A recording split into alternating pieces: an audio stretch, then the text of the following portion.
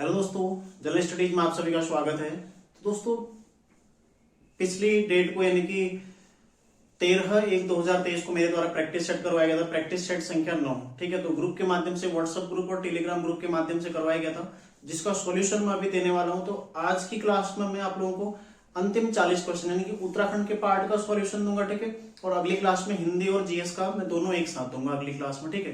तो आज की क्लास में हम चर्चा करेंगे केवल उत्तराखंड के जो 40 क्वेश्चन है उनको विस्तार पूर्वक जानेंगे, उनसे संबंधित सारे तथ्य हम इस क्लास में देखने वाले हैं। तो यदि जो भी चैनल पर नए हैं, चैनल को सब्सक्राइब जरूर कर लीजिएगा, ठीक है। और साथ ही दोस्तों, यदि आप लोगों को क्लास अच्छी लगे तो लाइक जरूर करें, ठीक है। कमेंट जरूर करें, ठीक है।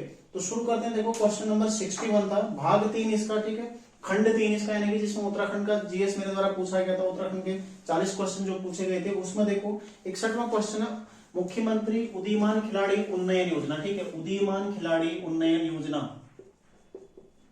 उदीयमान खिलाड़ी उन्नयन योजना, ठीक है। उन्नयन योजना, ठीक है। इसमें कितनी धनराशि दी जाती है ये इसमें पूछा गया था, ठीक है। तो देखो, उदीयमान खिलाड़ी उन्नयन योजना सबसे पहले शुरू कब हुई थी? शुरू हुई थी कब हुई थी? सितंबर, ठीक है। सितंबर 2022 में हुई थी, ठीक है। कितने रुपए दिए जाते हैं? 1500 रुपए प्रति माह इसमें दिया जाता है, ठीक है, प्रति माह। और किसको दिया जाता है? जो 6 से 14 साल के, ठीक है, 6 से 14 साल के जो बच्चे हैं, ठीक है, और जो खेलों से संबंधित है उनको दिया जाता है, ठीक है। और देखो, साथ ही इसमें प्रत्येक जिले में 8 खेल प्रशिक्षु, ठीक है, 8 खेल प्रशिक्षु नियुक्त किए जाने। प्रशिक्षु मतलब कोच, ठीक है। 8 कोच हर जिले में इसमें नियुक्त किए जाने, ठीक है। तो ध्यान रखिएगा ये सारे फैक्ट इसके। देखो, उदीयमान खिलाड़ी उन्नयन योजना जो कि उत्तराखंड राज्य से रिलेटेड है, ठीक है। शुरुआत होती है सितंबर 2022 में। इसमें 1500 रुपए प्रति माह दिया जाता है, ठीक है। और जो 6 से 14 साल के बच्चे हैं जो खेल से जुड़े हुए, ऐसा नहीं कि हर बच्चे को दिया जाता है, जो स्पोर्ट्स से जुड़े हुए हैं उन बच्चों को, ठीक है, 1500 रुपए प्रति माह। और इसके अलावा जो खेल प्रशिक्षु है, ठीक है, प्रत्येक जिले में 8 खेल प्रशिक्षु नियुक्त किए जाने जो कि बच्चों को सिखाएंगे, ठीक है। अगला देखो, प्रश्न संख्या 62 है। इसमें प्रश्न संख्या 62 क्या कहता है? भारतीय थल सेना में उत्तराखंड से प्रथम जनरल होने का गौरव किसे प्राप्त है, ठीक है।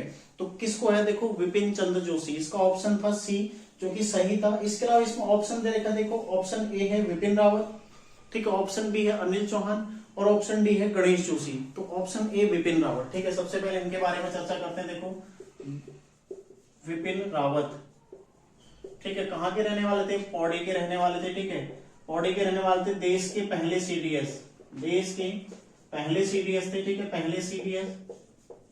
और मृत्यु कब हुई थी? 8, ठीक है, 8 दिसंबर, ठीक है, 8 दिसंबर 2021 को। कहां हुई थी? नेल्लोर, ठीक है, नेल्लोर तमिलनाडु में पड़ता है। यहां पर इनकी एक विमान दुर्घटना में मृत्यु हुई थी, ठीक है, तमिलनाडु,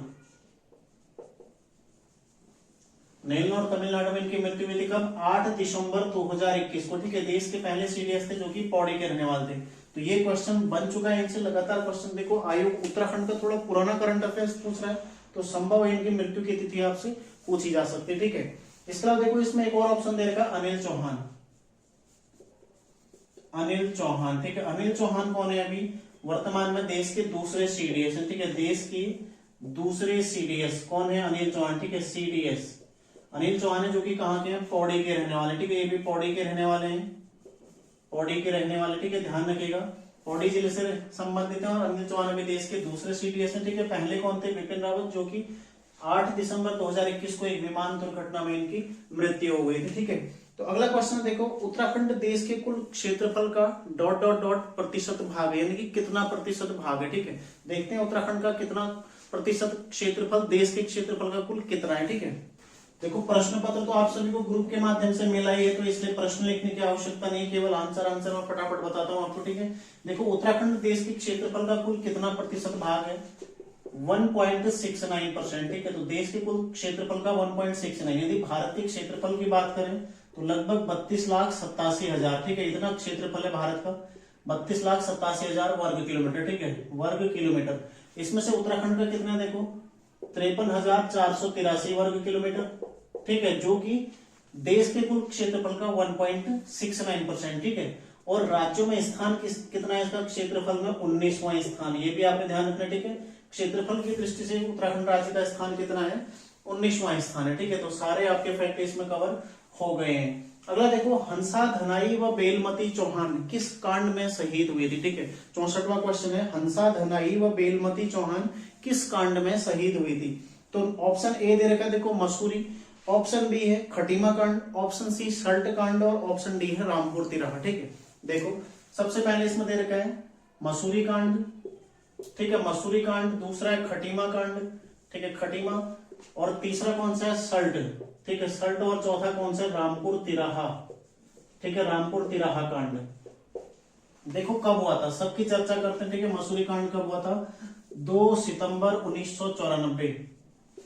खटीमा कांड कब हुआ था, 1 सितंबर 1994। ठीक है, सल्ट कब हुआ था, 5 सितंबर 1942। और रामपुर तिराहा कांड कब हुआ था, ये हुआ था 2 अक्टूबर। ठीक है, 2 अक्टूबर 1994 को। तो ये 4 कांड जो कि काफी प्रसिद्ध उत्तराखंड में, ठीक है, काफी फेमस है। और ठीक है, देखो मसूरी कांड में कितने, ये राज्य आंदोलन से संबंधित है, राज्य आंदोलन से संबंधित, ये स्वतंत्रता आंदोलन से संबंधित है, और ये भी राज्य आंदोलन से। ठीक है, तो 3 राज्य आंदोलन से, जो सल्ट वाला ये स्वतंत्रता आंदोलन से संबंधित है। ठीक है, मसूरी कांड में देखो कुल 8 लोग शहीद हुए थे, जिसमें हंसा धनाई, ठीक है, हंसा धनाई और बेलमती चौहान। ठीक है, बेलमती चौहान 2 महिलाएं इसमें शहीद हुई थी। साथ ही एक इसमें डीएसपी शहीद हुए थे, जो कि पूछा गया पहले, उमा शंकर त्रिपाठी, उमा शंकर त्रिपाठी। ठीक है, तो ये सारे फैक्ट आपने ध्यान रखने हैं। इसके अलावा देखो खटीमा कांड, मसूरी कांड जो हुआ था 2 सितंबर को, इसको गढ़वाली भाषा दिवस के रूप में मनाया जाता है, गढ़वाली भाषा दिवस। ठीक है, गढ़वाली भाषा दिवस के रूप में मनाया जाता है। 1 सितंबर इसको काला दिवस मनाया गया। ठीक है, काला दिवस कहा जाता है। 1 सितंबर 1994 खटीमा कांड हुआ था, तो यहाँ पर भी कई सारे लोग शहीद हुए थे। ठीक है, राज्य आंदोलन से संबंधित है, इसको काला दिवस कहा जाता है। ठीक है, और साथ ही आपने ध्यान रखना है 1 सितंबर को कौन सा दिवस मनाया जाता है, हमेशा कुमाऊनी भाषा दिवस। ठीक है, कुमाऊनी भाषा दिवस, कुमाऊनी भाषा दिवस। ठीक है, कब मनाया जाता है, 1 सितंबर को। अगला देखो सल्ट विद्रोह कब हुआ था, 5 सितंबर 1942। भारत छोड़ो आंदोलन के दौरान जब उत्तराखंड राज्य में जगह जगह प्रदर्शन हो रहे थे। ठीक है, उसके पश्चात देखो सल्ट में भी विरोध प्रदर्शन हुए। ठीक है, लगातार विरोध प्रदर्शन हो रहे थे, तो उसी दौरान पुलिस के द्वारा, ठीक है, सरकार के द्वारा आंदोलनकारियों पर गोली चलाने की अनुमति दे दी गई पुलिस को, और पुलिस द्वारा गोली चलाई गई थी। ठीक है, तो इसमें कौन कौन शहीद हुए थे, देखो 2 गंगाराम और खीमादेव। ठीक है, 2 भाई थे, गंगाराम प्लस खीमादेव। ठीक है, 2 भाई थे। और इसके अलावा और कौन शहीद हुए थे, देखो इसके अलावा एक और शहीद बहादुर सिंह। ठीक है, बहादुर सिंह और चूड़ामणि। ठीक है, चूड़ामणि, ये 4 इसमें शहीद हुए थे। देखो सल्ट विद्रोह को क्या कहा जाता है, कुमाऊं का बारदोली। ठीक है, कुमाऊं का बारदोली, कुमाऊं का बारदोली इसको कहा जाता है, ध्यान रखिएगा। ठीक है, बारदोली। ठीक है, जब आप प्रैक्टिस सेट कोई करते हैं ना, तो उससे आप जितना जुटा सकते हैं उतना जुटाओ, आपके लिए फायदेमंद होगा। क्योंकि आप इसको क्वेश्चन बेस नहीं पढ़ रहे हो, आपने क्वेश्चन दिया, उससे चीजें समझ रहे हो, आप उससे रिलेट करके पढ़ोगे तो क्वेश्चन गलत होने का चांसेस कम रहेगा। ठीक है, हम क्या करते हैं ना, क्वेश्चन उठाया, आंसर रट्टा मारा और उसके बाद छोड़ दिया, जैसे प्रश्न पत्र में मिलेगा वो हमारा गलत होता है। क्यों, क्योंकि हम रट्टा मारते हैं, समझते हुए चीजें क्लियर करते हुए चलो अपनी सारी चीजें। ठीक है, देखो सल्ट विद्रोह को क्या बोला था, कुमाऊं का बारदोली कब हुआ था, 5 सितंबर 1942। कौन कौन शहीद हुए, और कुमाऊं का बारदोली इसको किसने कहा है, महात्मा गांधी ने। ठीक है, तो ये सारे प्रश्न आपको, और सल्ट पड़ता कहाँ है, अल्मोड़ा में, तो ये भी पता होना चाहिए। ठीक है, अल्मोड़ा, यहाँ पर अल्मोड़ा के खुमाड़, सल्ट के भी छोटा जो तोप कहेंगे। ठीक है, खुमाड़, खुमाड़ नामक स्थान पे आंदोलन हुआ था। ठीक है, अगला देखो रामपुर तिराहा कांड कब हुआ था, 2 अक्टूबर 1994। ठीक है, तो राज्य आंदोलनकारी जब दिल्ली की ओर जा रहे तो उन पर पुलिस द्वारा, ठीक है, उनके साथ दुराचार किया गया था। ठीक है, अमानवीय कृत्य किया गया था, तो इसको रामपुर तिराहा कांड या फिर मुजफ्फरनगर कांड भी इसको जाना जाता है। ठीक है, मुजफ्फरनगर कांड। ठीक है, मुजफ्फरनगर कांड इसको कहा जाता है, ध्यान रखिएगा। और साथ ही देखो इसको क्रूर शासक की क्रूर साजिश भी कहा जाता है। ठीक है, क्रूर शासक की क्रूर साजिश। ठीक है, क्रूर साजिश इसको कहा जाता है, ये भी आप लोगों ने ध्यान रखना है। ठीक है, तो ये कई सारे महत्वपूर्ण फैक्ट आपको इस प्रश्न के माध्यम से मेरे द्वारा बता दिए गए। ठीक है, तो ये आपने सारे नोट कर लेने। अगला देखो, अगला प्रश्न इसमें दिया गया है, तुम्हारे लिए कृति के रचनाकार कौन है। ठीक है, तो तुम्हारे लिए कृति किसकी, हिमांशु जोशी की। यदि आप यूकेपीएससी के पुराने पेपर देखते तो 2 से 3 बार कृति पूछी जा चुकी है। ठीक है, तो यूकेपीएससी इसको क्वेश्चन पहले बना चुका है। अगला क्वेश्चन देखो, उत्तराखंड में किसे जागर सम्राट भी कहा जाता है, तो किसे कहा जाता है जागर सम्राट, एक ही मात्र नाम आप सभी को ध्यान आएगा, कौन है? प्रीतम भरतवाण, ठीक है। प्रीतम भरतवाण जिन्हें जागर सम्राट कहा जाता है, प्रीतम भरतवाण, ठीक है। जन्म कब है? देखो 17 सितंबर को इनका बर्थडे मनाया जाता है और 17 सितंबर को राज्य में जागर दिवस मनाया जाता है, ठीक है। जागर दिवस मनाया जाता है, जो कि प्रीतम भरतवाण इनका जन्म 17 सितंबर का, ठीक है। तो जागर सम्राट जागर दिवस कब मनाया जाता है? 17 सितंबर को। इन्हीं के जन्म दिवस को हम जागर दिवस के रूप में, राज्य जागर दिवस के रूप में मनाते हैं, ठीक है। तो ये हो गया। अगला प्रश्न देखो, अगला प्रश्न है बांज वृक्ष निम्न में से किस प्रकार के वनों में पाया जाता है, ठीक है। तो बांज वृक्ष किस प्रकार के वनों में पाया जाता है, चर्चा करते हैं उसके बारे में, ठीक है। बांज देखो कहां पर आपको बांज मिलेगा, एक आपको मिलेगा मध्य हिमालय, ठीक है, मध्य हिमालय प्लस बृहद हिमालय, दक्षिणी बृहद हिमालय, ठीक है, दक्षिणी बृहद हिमालय, दक्षिणी बृहद हिमालय,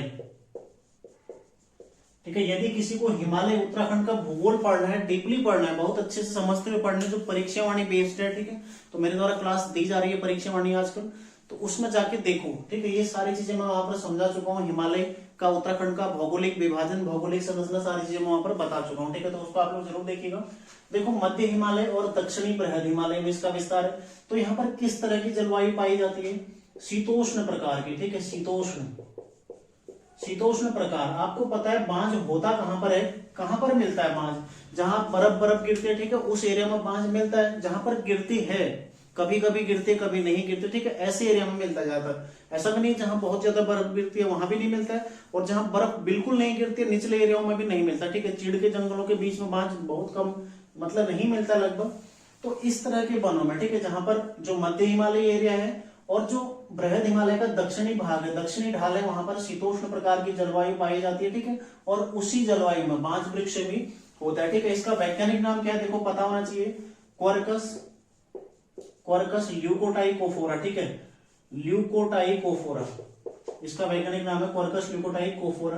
तो कभी पूछा जा सकता है, क्योंकि उत्तराखंड का एक महत्वपूर्ण वृक्ष है बांज वृक्ष, ठीक है। इसको क्या कहा जाता है? इसको उत्तराखंड का सोना, इसको शिव की जटा, ठीक है, शिव की जटा कहा जाता है, शिव की जटा भी इसको कहा जाता है, ठीक है। और साथ ही सोना इसको कहा जाता है, ठीक है, ध्यान रखिएगा, हरा सोना,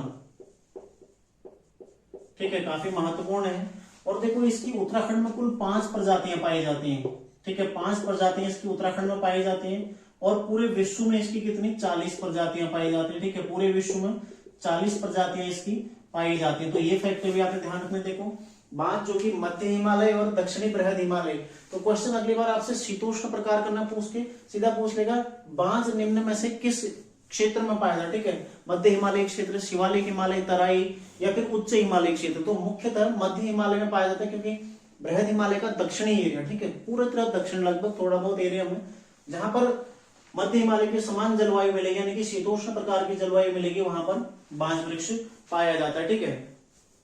पर्वतीय शीतोष्ण प्रकार की जलवायु यहाँ पर देखने को मिलती है। अगला क्वेश्चन देखो, जिला जिसमें वेदनी बुग्याल स्थित है। तो वेदनी बुग्याल कहाँ है? चमोली में। काफी आसान क्वेश्चन था, ठीक है।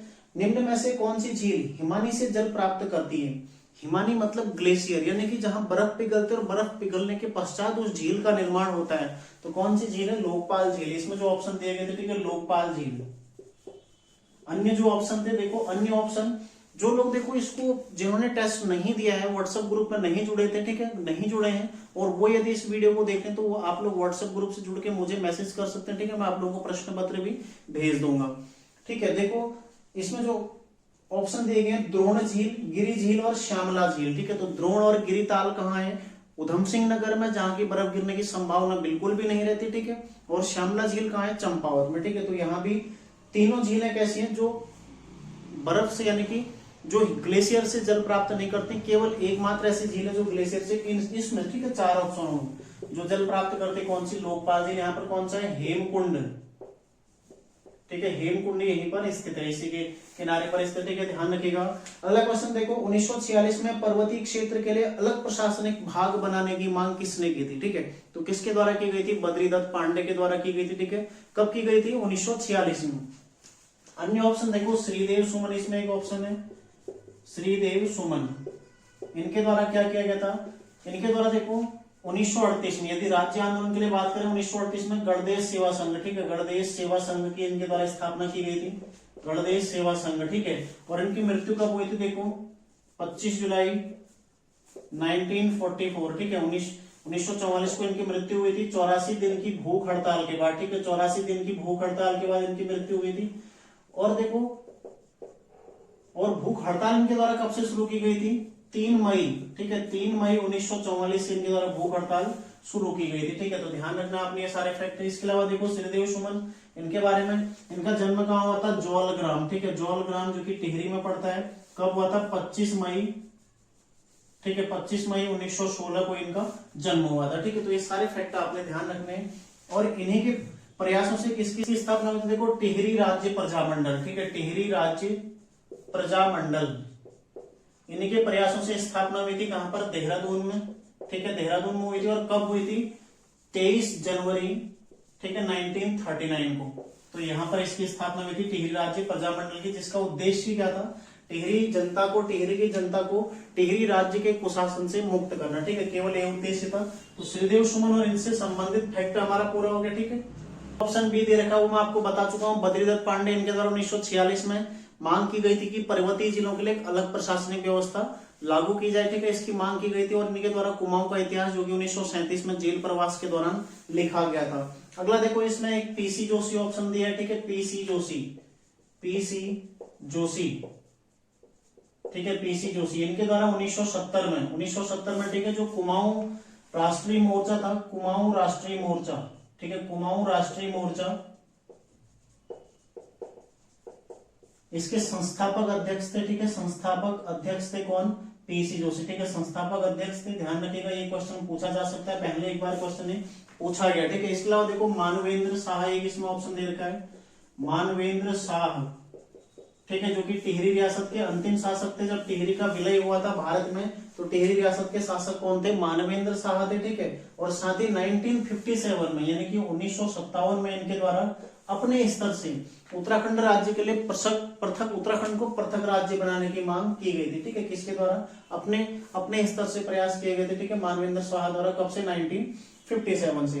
तो अगला क्वेश्चन देखते हैं, देखो राज्य की प्राकृतिक सीमा के संबंध में कौन सा कथन सही नहीं है, ठीक है। तो इसमें कौन सा कथन सही नहीं है देखो, पश्चिम में भागीरथी, इसमें जो ऑप्शन दे रखा है वो गलत है, ठीक है। पश्चिम में कौन सी नदी बनाते हैं, टोंस नदी उत्तराखंड राज्य की सीमा बनाती है। तो ये देखो मैं आपको कल पिछली क्लास में उत्तराखंड जो बता रहा हूं परीक्षा वाणी, ठीक है, तो उसमें मैं आपको इसको समझा चुका हूं, तो आप लोग वहां पर जाके इसको देख सकते हैं। इसके साथ साथ सारे जिलों की स्थिति, उत्तर प्रदेश के कौन से जिले छोड़े, हिमाचल प्रदेश के कौन से जिले छोड़े, ठीक है, कौन किस तरह से पूर्व से पश्चिम कैसे सीमा बन रही, कौन सा जिला किसको सर्वाधिक छोड़ा, ये सारी चीजें उसमें आपको पूरे मैप के जरिए समझाई गई, ठीक है। तो आप लोग वहां पर जाके इसको देख लीजिएगा। अगला क्वेश्चन देखो, उत्तराखंड का हरेला पर्व संबंधित है, तो किससे संबंधित है हरेला पर्व, ठीक है, पौधरोपण से, यानी कि हरियाली का सूचक है, ठीक है। अगला क्वेश्चन देखो, काली नदी अपवाह तंत्र का हिस्सा नहीं है, यानी कि जो काली नदी है उस नदी की सहायक नदी नहीं है, ठीक है, क्वेश्चन ये पूछा गया है। तो इसको देख लेते एक बार। देखो काली नदी अपवाह तंत्र, ठीक है, काली नदी सबसे पहले कहां से निकलती है, काला पानी से निकलती है काली नदी, काला पानी से, ठीक है। जिसने पुरानी क्लासेस देखे होंगी उसको समझ में अब जल्दी जल्दी आने लग जाएगा, ठीक है। अभी आप लोगों को याद होने लग गया होगा, क्योंकि कई बार मैं क्वेश्चन पूछ चुका हूँ अलग अलग तरीके से, और कई बार इसको मैं आपको बता भी चुका हूँ, ठीक है।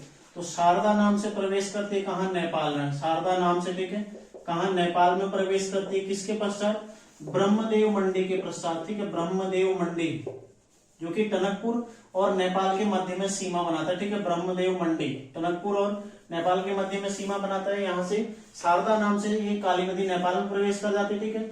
इसकी यहाँ पर सहायक नदी देखो कुठियांगटी, ठीक है। फिर है देखो धौली गंगा, पूर्वी धौली गंगा, ठीक है, पूर्वी धौली गंगा, ठीक है। फिर देखो गोरी गंगा, ठीक है, गोरी कहां पर मिलती है, जौलजीबी में मिलती है, ठीक है। पूर्वी धौली गंगा कहां पर मिलती है, खेला के समीप, ठीक है, खेला के समीप मिलती है। फिर देखो जौलजीबी, और ये मिलते कहां, तवा के आसपास, ठीक है। तो यहाँ पर तवा के आसपास मिलती है खेला, जौलजीबी, ठीक है। इसके पश्चात कौन सी नदी आती है देखो, गोरी गंगा के बाद सरयू नदी, ठीक है, सरयू नदी कहां पर मिलती है, पंचेश्वर में, ठीक है। तो पंचेश्वर में कौन सी मिलती है, सरयू नदी। और एक आती देखो लधिया ठीक है। लधिया नदी आती है कहां पर मिलती है, चूका में, ठीक है। चूका नामक स्थान चंपावत में लधिया नदी इसमें मिल जाती है, ठीक है। तो इस तरह से देखो काला पानी से निकलकर शारदा तक का, जहां तक शारदा बनने तक यानी कि ब्रह्मदेव मंडी तक 252 किलोमीटर इसकी क्या है, लंबाई है, ठीक है। इसमें दो ऐसी नदियां जो पूर्वी दिशा की ओर बहती हैं, देखो सरयू और लधिया, ये दोनों नदियां पूर्व की ओर बहती है, ठीक है, पूर्व की ओर। बाकी सभी नदियां या तो पश्चिम की ओर बहती हैं या दक्षिण की ओर उत्तराखंड की, लेकिन दो ऐसी नदियां हैं जो पूर्व की ओर बहती हैं, कौन कौन सी हैं, सरयू और लधिया नदी। तो थोड़ा एडवांस क्वेश्चन यदि आ गया तो आपने इसको गलत नहीं करना है, ठीक है। अगला क्वेश्चन देखते हैं हम। देखो यदि आप लोग परीक्षा वाणी को बहुत बेहतर तरीके से पढ़ना चाहते हैं तो परीक्षा वाणी की जो सीरीज चलाई गई है मेरे द्वारा, ठीक है, उससे आप लोग जरूर जुड़िएगा। और वहां पर परीक्षा वाणी बहुत अलग तरीके से मैं आपको पढ़ाने वाला हूँ, ठीक है। जल्दी नदी तंत्र इत्यादि सारी चीज मैं आपको उसमें बताने वाला हूँ, ठीक है। तो देखो इसमें क्वेश्चन आ रहा है अगला, वन कटाई के विरोध में जो चिपको आंदोलन शुरू हुआ था रेणी गांव से, किसके द्वारा शुरू किया गया था, ठीक है, गौरा देवी के द्वारा। गौरा देवी के द्वारा कब शुरू किया गया था, ध्यान रखिएगा, ये था 26 मार्च, ठीक है। कहीं पर 24 मार्च दिया गया, कहीं पर 26 मार्च, ठीक है। तो जो 26 मार्च है यही इसका सही है, 26 मार्च 1974 को शुरू हुआ था, ठीक है। गौरा देवी के द्वारा चिपको आंदोलन शुरू किया गया था, लेकिन इसको अंतरराष्ट्रीय स्तर पर पहचान किसने दिलाई, अंतरराष्ट्रीय स्तर पर इसको पहचान किसने दिलाई थी, देखो ध्यान रखिएगा, चंडी प्रसाद भट्ट, ठीक है, चंडी प्रसाद भट्ट और सुंदरलाल बहुगुणा, सुंदरलाल बहुगुणा, ठीक है, सुंदरलाल बहुगुणा। इनकी हाल ही में मृत्यु हुई है, कब हुई है, 21 मई 2021। तो यूकेपीएससी थोड़ा पुराना करंट अफेयर्स पूछता है तो इनकी मृत्यु भी आपके लिए महत्वपूर्ण हो जाती है कि इनकी मृत्यु कब हुई थी, ठीक है। तो ये आपने ध्यान रखना है, सुंदरलाल बहुगुणा और चंडी प्रसाद भट्ट के द्वारा चिपको आंदोलन को अंतरराष्ट्रीय स्तर पर पहुंचाया, अंतरराष्ट्रीय पहचान दिलाई थी, ठीक है। अगला क्वेश्चन देखो, राज्य का सबसे कम लिंगानुपात वाला जिला है।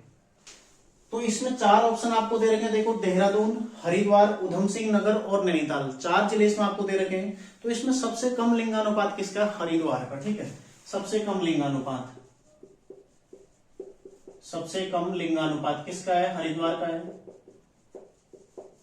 ठीक है, हरिद्वार है, लगभग 880, ठीक है, हरिद्वार का सबसे कम लिंगानुपात है। और इसमें जो ऑप्शन दे रखे हैं आपको, देहरादून, ठीक है, देहरादून शॉर्ट में लिखता हूं, देहरादून, हरिद्वार, ठीक है, एनटीएल यानी कि नैनीताल और यूएस नगर, ये चारों ऐसे जिले हैं जो राष्ट्रीय औसत से कम लिंगानुपात वाले, ठीक है, राष्ट्रीय औसत से कम लिंगानुपात, राष्ट्रीय औसत से, ठीक है, से कम लिंगानुपात। तो इनका लिंगानुपात है राष्ट्रीय औसत से कम है, ठीक है। ध्यान रखना, काफी महत्वपूर्ण ये प्रश्न हो सकता है क्योंकि, ठीक है, थोड़ा सा अलग क्वेश्चन, थोड़ा सा एडवांस क्वेश्चन है, ठीक है। आपको सारी चीजें पता होंगी लेकिन ये चीज थोड़ा पता किसी को नहीं भी हो सकती, ठीक है। तो देहरादून, हरिद्वार, नैनीताल और उधम सिंह नगर, जिनका लिंगानुपात राष्ट्रीय औसत से कम है, ये आपने ध्यान रखना है।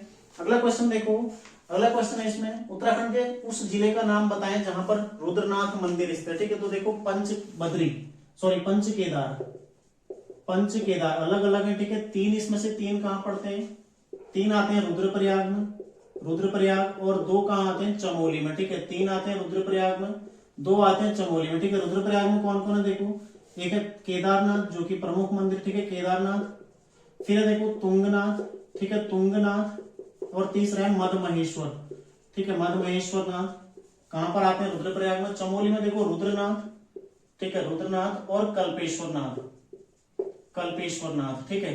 तो रुद्र जो केदारनाथ है यहाँ पर पृष्ठ भाग की पूजा होती है भगवान शिव के, ठीक है, पृष्ठ भाग यानी कि पृष्ठ भाग वाले, ठीक है। तुंगनाथ में किसकी होती है, भुजाओं की पूजा होती है, ठीक है, तुंगनाथ में भुजाओं की पूजा होती है। और तुंगनाथ क्या है, सर्वाधिक ऊंचा मंदिर उत्तराखंड का, सर्वाधिक ऊंचा शिव मंदिर, ठीक है, ऊंचा मंदिर कौन सा है, तुंगनाथ है। कितना हाइट है इसका, 3680 मीटर, ठीक है। इसके अलावा देखो मद महेश्वर में इनकी नाभि की पूजा होती है, ठीक है, नाभि की पूजा होती है जो कि रुद्रप्रयाग में आता है। और केदारनाथ है सर्वाधिक ऊंचा धाम, उत्तराखंड में 4 धामों में सर्वाधिक ऊंचा कौन है, केदारनाथ, कितना है, 3585 मीटर लगभग इसकी हाइट है, ठीक है। उसके अलावा देखो रुद्रनाथ ही कहां पड़ता है, चमोली में, लगभग गोपेश्वर से 22 से 23 किलोमीटर इसके लिए चलना पड़ता है, ठीक है। और यहाँ पर शिव के मुख की पूजा होती है, रौद्र रूप की पूजा होती है। और कल्पेश्वर में शिव की जटाओं की पूजा होती है, ठीक है, जटाओं की पूजा होती है, भी चमोली में पड़ता है। और ये एकमात्र ऐसा, इन 5 केदारों में एकमात्र ऐसा केदार है जो कि शीतकाल के लिए बंद नहीं होता है, ठीक है। शीतकाल में कपाट बंद नहीं होते हैं, ध्यान रखिएगा, कपाट बंद नहीं होते, ठीक है, बंद नहीं होते हैं। तो ये भी क्वेश्चन देखो बन सकता है, निम्न में से किस केदार के या किस मंदिर के कपाट शीतकाल के लिए बंद नहीं होते। तो किसके नहीं होते हैं? कल्पेश्वर नाथ के। और कल्पेश्वर नाथ में शिव के केस या फिर जटाओं की, ठीक है, केस भी आप कह सकते हैं उनको, केस या जटाओं की यहाँ पर पूजा की जाती है। ठीक है, तो ये आपके समझ में आ गया होगा। अगला क्वेश्चन देखते हैं अब। अगला प्रश्न देखो, देहरादून किस वर्ष रेल मार्ग से जुड़ा था? देहरादून में रेल कब पहुंची थी? 1900 में। ठीक है, 1900 में देहरादून में रेल पहुंची थी। ठीक है, 1896 कहां पर पहुंची थी? हरिद्वार में। ठीक है, ध्यान रखिएगा, हरिद्वार में 1896, 1900 देहरादून। 1907 में कहां पहुंची थी? रामनगर। ठीक है, रामनगर पहुंची थी। और साथ ही 1884 कहां पहुंची थी? काठगोदाम। ठीक है, काठगोदाम में 1884, जो कि राज्य में सबसे पहले कहां पहुंची है? काठगोदाम में ट्रेन पहुंची। ठीक है, अगला क्वेश्चन देखते हैं। देखो, निम्न में कौन सा वन्य जीव विहार हिम तेंदुओं के संरक्षण हेतु प्रसिद्ध है? ठीक है, तो पूरे वन्य जीव विहार हम चर्चा कर लेते हैं एक बार। तो कौन सा वन्य जीव विहार हिम तेंदुआ के संरक्षण हेतु प्रसिद्ध है? ठीक है, तो देखो क्वेश्चन नंबर 78 है। तो वन्य जीव विहार, ठीक है, वन्य जीव विहार कौन कौन से उत्तराखंड में वन्य जीव विहार, सबके बारे में चर्चा करते हैं। कुल कितने? 7। ठीक है, कुल कितने हैं? 7 हैं। तो 7 के बारे में चर्चा करेंगे। सबसे पहला था गोविंद वन्य जीव विहार। ठीक है, गोविंद वन्य जीव विहार, वन्य जीव विहार। ठीक है, दूसरा कौन सा? देखो केदारनाथ वन्य जीव विहार, केदारनाथ। तीसरा कौन सा? देखो अस्कोट। ठीक है, अस्कोट है। फिर कौन सा? देखो सोना नदी। ठीक है, फिर कौन सा? देखो बेंसर। ठीक है, बेंसर है। छठा कौन सा? देखो मसूरी। और लास्ट कौन सा? देखो नंदौर। ठीक है, नंदौर। तो इनकी स्थापना आपको पता होनी चाहिए कब हुई थी? 1955 में हुई थी। गोविंद वन्यजीव विहार की, केदारनाथ 1972 में हुई थी। ठीक है, अस्कोट की 1986 में हुई थी। सोना नदी कब हुई थी? 1987 में। ठीक है, बिनसर की कब हुई थी? 1988 में हुई थी। और साथ ही मसूरी 1993 में। ठीक है, और नंदौर देखो 2012 में। ठीक है, गोविंद वन्यजीव विहार कहाँ पड़ता है? उत्तरकाशी। ठीक है, उत्तरकाशी में पड़ता है। केदारनाथ कहाँ पड़ता है? देखो चमोली प्लस रुद्रप्रयाग, चमोली प्लस रुद्रप्रयाग। ठीक है, केदारनाथ पड़ता है। और तीसरा देखो अस्कोट, अस्कोट कहां पड़ता है? ये पड़ता है पिथौरागढ़। ठीक है, पिथौरागढ़ में पड़ता है अस्कोट। सोना नदी कहां पड़ता है? देखो पौड़ी में आता है। ठीक है, पौड़ी में आता है। पांचवा देखो बिनसर कहां पड़ता है? ये आता है अल्मोड़ा में। ठीक है, अल्मोड़ा में आता है बिनसर। छठा देखो मसूरी, मसूरी कहां पड़ता है? देहरादून में, देहरादून में। और सातवां देखो नंदौर, नंदौर कहां पड़ता है? नैनीताल में, मुख्यतः नैनीताल में पड़ता है। ठीक है, प्लस हल्का यूएस नगर में भी आता है। ठीक है, कुछ एरिया इसका यूएस नगर में भी आता है। देखो इस तरह से आपको ध्यान रखना है। तो बस अब याद क्या रखना है आपको? एक ये हिम तेंदुआ के लिए प्रसिद्ध है, हिम तेंदुआ। ठीक है, कौन सा? गोविंद वन्यजीव विहार। और आपको पता होगा 1972 में कस्तूरी मृग के संरक्षण के लिए केदारनाथ वन्यजीव विहार की स्थापना की गई। तो किसके लिए? कस्तूरी मृग के लिए। ठीक है, कस्तूरी मृग के लिए। तो इतना ही क्वेश्चन तो आएगा, इससे बाहर थोड़ा नहीं, इनका क्षेत्रफल नहीं पूछेगा। आपको पूछेगा सबसे बड़ा, सबसे बड़ा कौन है? सबसे बड़ा इसमें कौन है? देखो केदारनाथ वन्यजीव विहार कितना है? 972 वर्ग किलोमीटर इसका क्षेत्रफल है। ठीक है, और सबसे छोटा कौन है? ये भी आपको ध्यान होना चाहिए। सबसे छोटा कौन है? ये है मसूरी वन्यजीव विहार। ठीक है, मसूरी कितना है? लगभग 11 वर्ग किलोमीटर इसका क्षेत्रफल है। बस इससे बाहर कोई प्रश्न नहीं आएगा। गोविंद वन्यजीव विहार देखो 1955 में स्थापना उत्तरकाशी में। और क्या है? हिम तेंदुए के लिए प्रसिद्ध। और राज्य का पहला वन्यजीव विहार कौन सा है? गोविंद वन्यजीव विहार। ठीक है, राज्य का नवीनतम वन्यजीव विहार कौन सा है? देखो नैनीताल में है, उधम सिंह नगर, नैनीताल और उधम सिंह नगर में। कौन सा? नंदौर। कब हुई थी स्थापना? 2012 में। ठीक है, तो इनकी स्थापना आपको मिलान करने के लिए आ सकती है। इनके जिले आपसे पूछे जा सकते हैं। सबसे बड़ा कौन है? सबसे छोटा कौन है? किसके लिए प्रसिद्ध है? देखो कस्तूरी मृग के लिए कौन सा है? केदारनाथ वन्यजीव विहार। और हिम तेंदुए के लिए कौन सा प्रसिद्ध है? गोविंद वन्यजीव विहार। ठीक है, तो सारे क्वेश्चन आपके इसमें क्लियर हो गए। अगला क्वेश्चन देखते हैं। देखो निम्नलिखित में किसे वर्ष 2022 के लिए उत्तराखंड सरकार द्वारा गौरव सम्मान से सम्मानित नहीं किया गया? ठीक है, अच्छा प्रश्न है और बन सकता है, तो इसलिए सारी चीजें हम इसमें जान लेते हैं। आप लोग बस पढ़ते जाओ, पेपर देते जाओ, रिवीजन कराना मेरा काम है, रिवीजन में आपका कराता रहूंगा। ठीक है, देखो उत्तराखंड गौरव सम्मान 2022, उत्तराखंड गौरव सम्मान, ठीक है, 2022 किस किस को दिया गया? देखो टोटल 5 व्यक्तियों को दिया गया। ठीक है, पहले फर्स्ट नंबर इस तरह से देख लें। ठीक है, तो कुल 5 लोगों को दिया गया है। देखें किस किस को दिया गया। ठीक है, पहले नंबर पर है, देखो पहले नंबर पे कौन है? जनरल बिपिन रावत। ठीक है, जनरल बिपिन रावत, बिपिन रावत, इनके बारे में भी हम चर्चा कर चुके हैं। ठीक है, दूसरे कौन है? देखो प्रसून जोशी। ठीक है, प्रसून जोशी। तीसरे कौन है? देखो अजीत डोभाल। ठीक है, अजीत डोभाल। चौथे कौन है, देखो चौथे हैं वीरेंद्र डंगवाल, ठीक है, वीरेंद्र डंगवाल, ठीक है, वीरेंद्र डंगवाल। और पांचवें कौन से, देखो गिरीश तिवारी, गिरीश तिवारी, ठीक है, इनको क्या बोला जाता है, गिरदा, ठीक है, गिरदा भी इनको कहा जाता है, गिरीश तिवारी गिरदा। तो इन पांचों को दिया गया है। इनमें से देखो वीरेंद्र डंगवाल और गिरदा और जनरल बिपिन रावत, ठीक है, इन तीनों को मरणोपरांत दिया गया है, मरणोपरांत, ठीक है, इनको भी मरणोपरांत दिया गया है, ठीक है। बाकी देखो प्रसून जोशी क्या है, फिल्मकार है, ठीक है, फिल्मकार है। और अजीत डोभाल आप सभी जानते हैं क्या है, राष्ट्रीय सुरक्षा सलाहकार, ठीक है, राष्ट्रीय सुरक्षा सलाहकार कौन है, अजीत डोभाल सलाहकार, ठीक है, अजीत डोभाल है। देखो विपिन रावत क्या थे, देश के पहले सीडीएस, इनके बारे में अभी इसी क्लास में पहले चर्चा कर चुका हूं, ठीक है। वीरेंद्र डंगवाल, इनको 2004 में साहित्य अकादमी भी दिया गया था, ठीक है, साहित्य अकादमी कब दिया गया था, 2004 में। और कौन सी कृति थी इनकी, दुष्चक्र में सृष्टा, दुष्चक्र में सृष्टा, ठीक है। और गिरीश तिवारी क्या है कि कुमाऊनी कवि थे, ठीक है, कुमाऊनी कविताएं ये करते थे, दुष्चक्र में सृष्टा है, ठीक है, ये ध्यान रखिएगा, दुष्चक्र में सृष्टा है। 2015 के रेंजर का एग्जाम है, यदि आप देखते हैं ना प्री वाला, 2015 के प्री का रेंजर का प्री, वहां पर एक क्वेश्चन आपको देखने को मिलेगा, ठीक है, कि वीरेंद्र डंगवाल को किस कृति के लिए साहित्य अकादमी दिया गया था, तो किस कृति के लिए दिया गया, देखो दुष्चक्र में सृष्टा के लिए, ठीक है। तो ये सारे आपने ध्यान रखने हैं। तो अगली बार क्वेश्चन ऐसे भी आ सकता है कि किसे मरणोपरांत नहीं दिया गया, तो इन तीनों को मरणोपरांत 2022 में दिया गया, ठीक है। तो उत्तराखंड गौरव सम्मान क्लियर हो चुका है आपका। अगला प्रश्न देखते हैं, देखो अगला प्रश्न है हेली नेशनल पार्क की स्थापना कब हुई थी, ठीक है। तो हेली नेशनल पार्क, इसकी स्थापना कब हुई थी, 1936, यानी कि 1936 में इसकी स्थापना हुई थी, ठीक है। तो एक बार देख लेते हैं राष्ट्रीय उद्यान भी।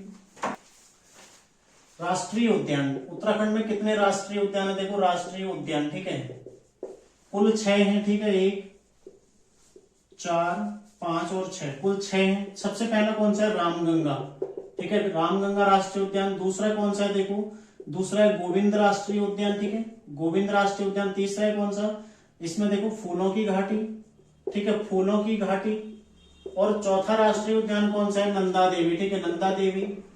पांचवा कौन सा है, देखो पांचवा राष्ट्रीय उद्यान कौन सा है, राजा जी, ठीक है, राजा जी। और छठा कौन सा है, छठा है गंगोत्री, ठीक है, गंगोत्री राष्ट्रीय उद्यान। तो कुल 6 राष्ट्रीय उद्यान। देखो रामगंगा जो कि कहाँ है, नैनीताल प्लस पौड़ी, ठीक है, 2 जिलों में पड़ता है। क्षेत्रफल कितना है, 520.42 वर्ग किलोमीटर, ठीक है। गोविंद राष्ट्रीय उद्यान देखो कहां पड़ता है, ये पड़ता है उत्तरकाशी, ठीक है, उत्तरकाशी। और मुख्यालय कहाँ है इसका, देहरादून के राजाजी में, ठीक है। 472 लगभग इसका वर्ग किलोमीटर क्षेत्रफल है, ठीक है। फूलों की घाटी कहाँ है, देखो चमोली, चमोली में कितना है इसका क्षेत्रफल, 87.5 वर्ग किलोमीटर, ठीक है। नंदा देवी कहाँ पड़ता है, देखो चमोली में, चमोली में आता है, ठीक है, नंदा देवी भी। और क्षेत्रफल कितना है, 624 लगभग इसका क्षेत्रफल है, ठीक है। राजा जी कहाँ पड़ता है, देहरादून, ठीक है, देहरादून, हरिद्वार कौमा पौड़ी में, ठीक है। और इसका क्षेत्रफल कितना देखो 820.42 वर्ग किलोमीटर, ठीक है, इसका क्षेत्रफल। और गंगोत्री कहाँ पड़ता है, 2390 इसका क्षेत्रफल है। और कहाँ पड़ता है, उत्तरकाशी में, ठीक है, उत्तरकाशी में पड़ता है। यदि आप इनकी स्थापना देखते हैं, देखो रामगंगा कब हुई थी, 1936 में, ठीक है। गोविंद कब हुई थी, 1980। फूलों की घाटी 1982, ठीक है। नंदा देवी 1982। साथ ही देखो राजा जी की 1983 में हुई थी। और उत्तरकाशी में जो गंगोत्री इसकी कब हुई थी, 1989 में, ठीक है, 1989 में इसकी स्थापना हुई थी। तो इस तरह से क्वेश्चन, यहाँ से कोई भी क्वेश्चन आए आपका गलत नहीं जाएगा, ठीक है। रामगंगा जो नेशनल पार्क है, रामगंगा नेशनल पार्क की देखो वर्तमान नाम हो गया रामगंगा, लेकिन इससे पहले इसका नाम क्या था, इससे पहले इसका नाम था कार्बेट नेशनल पार्क, ठीक है। उससे पहले रामगंगा था। और स्वतंत्रता से पहले इसका नाम क्या था, हेली नेशनल पार्क, ठीक है। तो सारे फैक्टर आपके कवर हो चुके हैं। अगला क्वेश्चन देखो, कुंभ पर्व को किस वर्ष यूनेस्को द्वारा मानवता की अमूर्त विरासत में, अमूर्त सांस्कृतिक धरोहर में शामिल किया गया था, ठीक है। तो कब किया गया था, 2017 में। तो उत्तराखंड में कुंभ कब लगा था, 2021 में लगा था, ठीक है। अगला देखो, निम्नांकित में से उत्तराखंड के किस राज्यपाल का कार्यकाल सबसे कम रहा है। तो उत्तराखंड के राज्यपाल कौन है जिनका कार्यकाल सबसे कम रहा है, BL जोशी, लगभग 2.5 साल का इनका कार्यकाल रहा है, ठीक है। पहले कौन थे, सुरजीत सिंह बरनाला। और वर्तमान में कौन है, गुरमीत सिंह, ठीक है, ये भी आपने ध्यान रखना है। अगला देखो, निम्नलिखित में से किस जनपद में शिवालिक व भाबर दोनों क्षेत्रों का विस्तार है। तो किस जनपद में, इसमें से नैनीताल में, ठीक है। टिहरी, उधम सिंह नगर और हरिद्वार में नहीं है। तो ये आप लोगों को यदि समझना है, ठीक है, तो आप लोग आज की क्लास जरूर देखें, जो आज मेरे द्वारा उत्तराखंड परीक्षावाणी रिवीजन की क्लास देखी थी, ठीक है, भौगोलिक संरचना भाग 2। तो उसमें पूरे जनपद का मेरे द्वारा आपको बताया गया किस जिले में किस क्षेत्र का विस्तार है। पटवारी का एक क्वेश्चन याद होगा आपको, अल्मोड़ा का ऊपरी क्षेत्र, ठीक है। तो आज की क्लास में पूरा मेरे द्वारा पूरा उत्तराखंड आपको समझाया गया, ठीक है, तो उसको आप लोग जरूर देखिएगा। अगला क्वेश्चन है देखो, देहरादून गजेटियर्स निम्न में से किसके द्वारा लिखित है, ठीक है, तो किसके द्वारा लिखित है, H.G. वाल्टन के द्वारा। अगला देखो, किस वर्ष भारतीय सैन्य अकादमी की स्थापना की गई थी, तो इसमें जो ऑप्शन दे रखा है उसके अकॉर्डिंग 1932 में इसकी स्थापना हुई थी, ठीक है। साथ ही 1922 एक ऑप्शन दे रखा है यहाँ पर, राष्ट्रीय इंडियन मिलिट्री कॉलेज यानी कि RIMC की स्थापना हुई थी। 1935 में दून स्कूल की स्थापना हुई थी, ठीक है, देहरादून में ही। और साथ ही देखो 1947 में बिरला स्कूल जो कि नैनीताल में, उसकी स्थापना हुई थी। और 1947 में ही 15 अगस्त 1947 को युगवाणी का प्रकाशन शुरू हुआ था देहरादून से, ठीक है। अगला क्वेश्चन है देखो, किसे उत्तराखंड का प्रथम स्वतंत्रता सेनानी होने का गौरव प्राप्त है, तो किसको प्राप्त है, कालू मेहरा को। 1857 के दौरान इनके द्वारा क्रांतिवीर नामक गुप्त संगठन संचालित किया गया था, ठीक है। तो इन्हें उत्तराखंड के प्रथम स्वतंत्रता सेनानी होने का गौरव प्राप्त है। अगला देखो, निम्न में से किस जनपद का लिंगानुपात राष्ट्रीय औसत से कम नहीं है, नैनीताल, हरिद्वार, उत्तरकाशी, देहरादून। तो ये आपको मैं अभी इसी क्लास में समझा चुका हूं, ठीक है। तो इसका सही उत्तर क्या हो जाएगा, उत्तरकाशी, ठीक है। अगला देखो, गलत युग्म का चयन कीजिए। कुंती वर्मा सामाजिक कार्यकर्त्री, ठीक है। गौरा देवी पर्यावरण संरक्षण, सही है बिल्कुल। बचेंद्री पाल पर्वतारोहण, सही है। कबूतरी देवी लोक गायिका, ये भी सही है। तो इसमें गलत कौन सा है, देखो कुंती वर्मा, वो क्या है, सामाजिक कार्यकर्त्री नहीं है, वो क्या है, स्वतंत्रता सेनानी, ठीक है, स्वतंत्रता सेनानी रही है।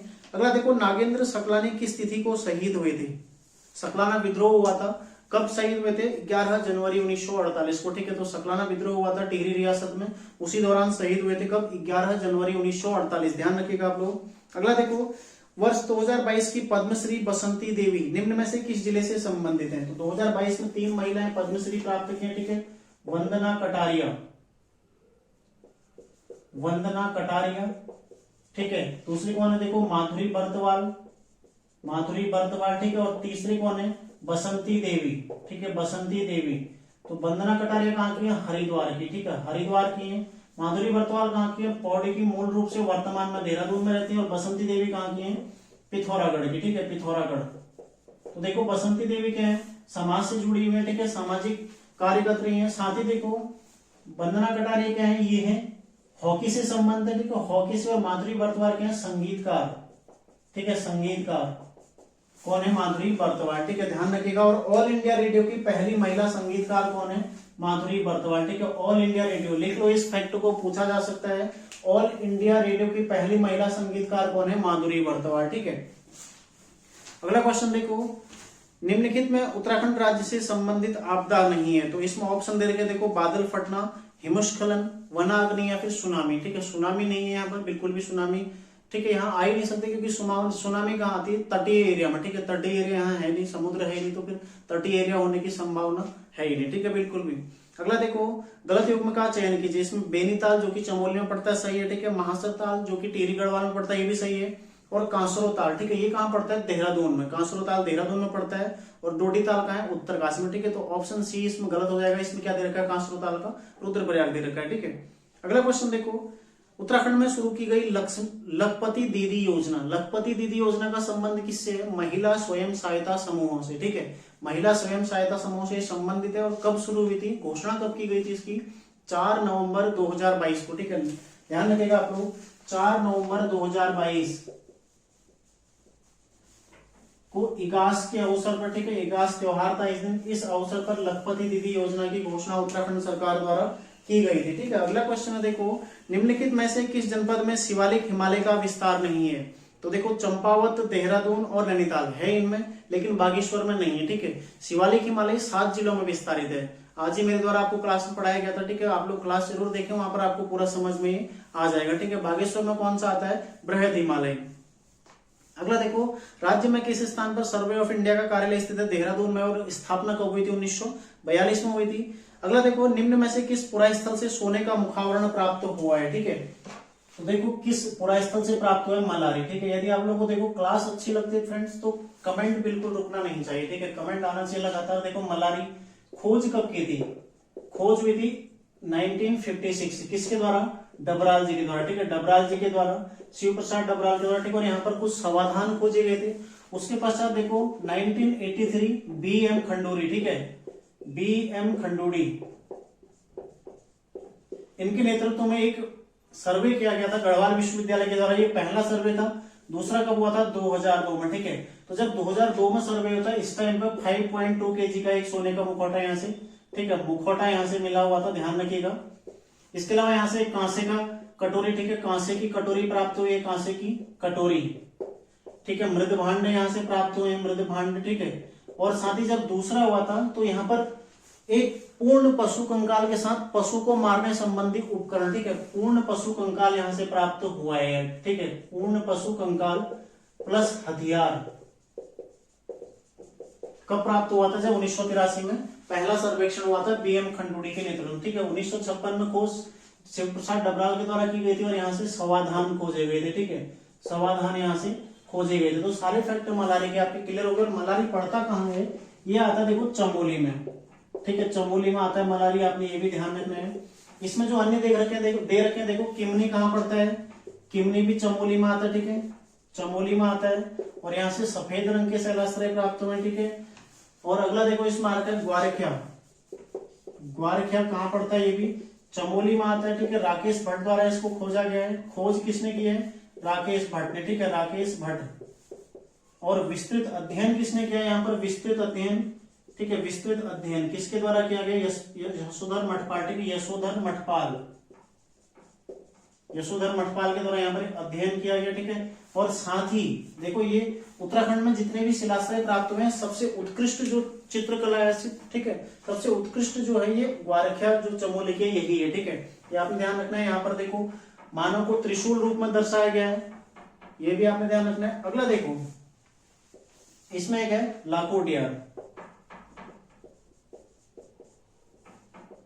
ठीक है, लाखोटियार। लाखोटियार देखो लाखोटियार कहाँ पड़ती है? अल्मोड़ा में, ठीक है, अल्मोड़ा में। और इसकी खोज की है 1968 में किसके द्वारा? एमपी जोशी के द्वारा, ठीक है, एमपी जोशी के द्वारा इसकी खोज की गई। और किस तरह के? नागफनी के वृक्ष के समान है, ठीक है, नागफनी के समान, वृक्ष के समान इसकी आकार, ठीक है। तो ये भी आपने ध्यान रखना है।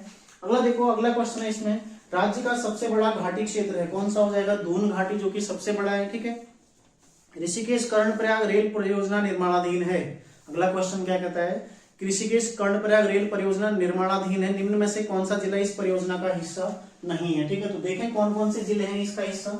देखो ऋषिकेश से शुरू होती है, ठीक है, ऋषिकेश से शुरू होती है और कहां तक है? कर्णप्रयाग तक है, ठीक है, कर्णप्रयाग तक